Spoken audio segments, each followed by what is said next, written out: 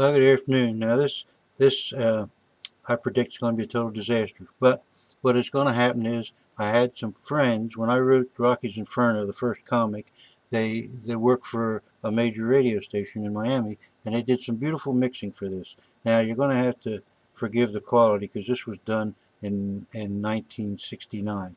So what we're going to do is the first comic wasn't released in color; it was released in black and white.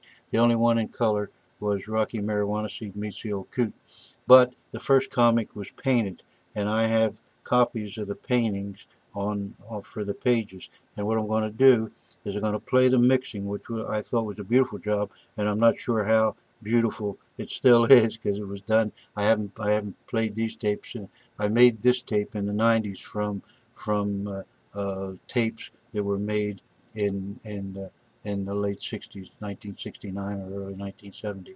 So what I'm going to do is show the pages that were painted, and hopefully you'll be able to hear the mixing, and the quality of this mixing was excellent. So let's turn the volume up, and let's see if we can give this a shot.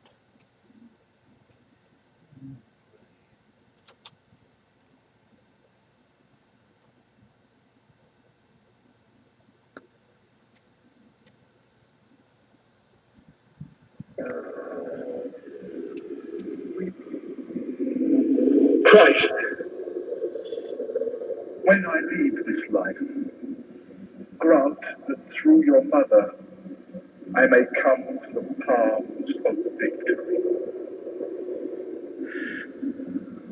When the body dies, let it be that my soul shall be given the glory of paradise. Amen.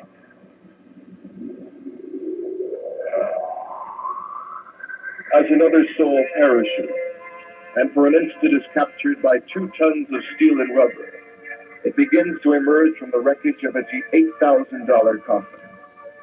It looks back only to see the flames of the wreckage consume what is left of that pile of chemicals it once called home. It slips off into the night as it flashes back to that instant when the breath of life merged with that of the breath of the earth, as it called for that one more soul. It was a call that need not have been made, for none refused to answer. None failed to respond as they drifted from the now into forevermore. It was moving, but it felt no motion. It was sensing, but it had no receptors. It was passing through time, but it felt no change. Off in the direction from now to evermore, a thin line began to appear on the horizon.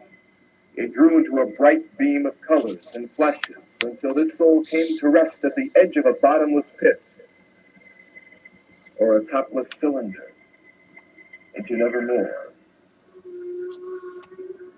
Up or down, it was your choice. But one could step off into peaks or jump and descend. The top was down and the up was the way to the bottom. So it really didn't matter the direction one decided to take. The soul did a 1.5 and found itself upside down and didn't know if it was rising or falling, and it could really care less. There was a light, and it grew as the soul sped on. As it approached this beam of light, it felt the presence of another, when a voice rang out through the void. I am your 960 UNIVAC computer, and I will guide you through hell. If you listen to me, I will promise you that you will arrive in heaven, if you deserve to enter. And you will neither be bent, spindled, or mutilated along the way. I will guide you through and answer any questions you might pose on the way. But why a computer? How come they sent you to guide me? It is very simple. All that is wished is a safe trip through hell, but anyone who has been here before could guide you.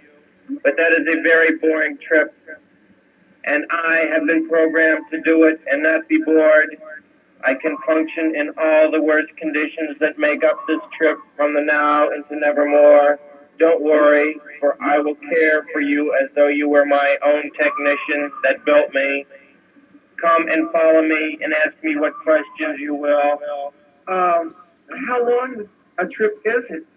It will seem long, but when it is over, you will feel it took no time at all.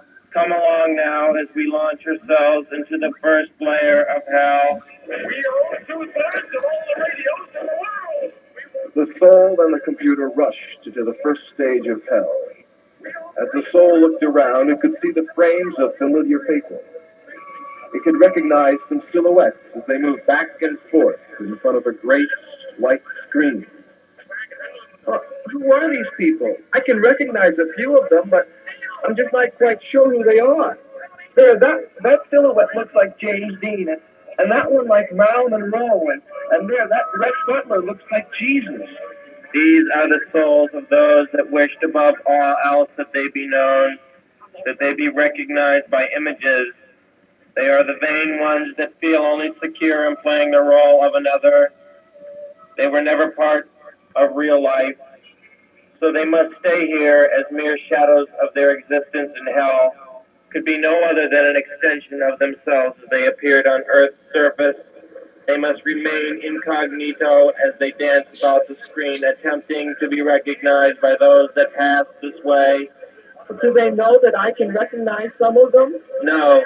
Shadows have no ears, only images, no receptors, only the two dimensions of the white screen.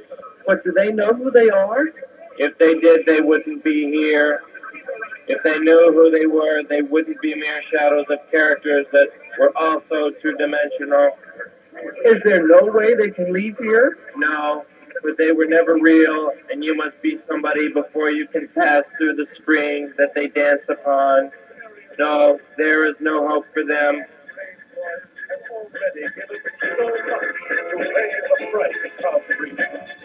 As the computer approached the screen, the soul easily passed through the shadow of Errol Flynn into the second layer of hell.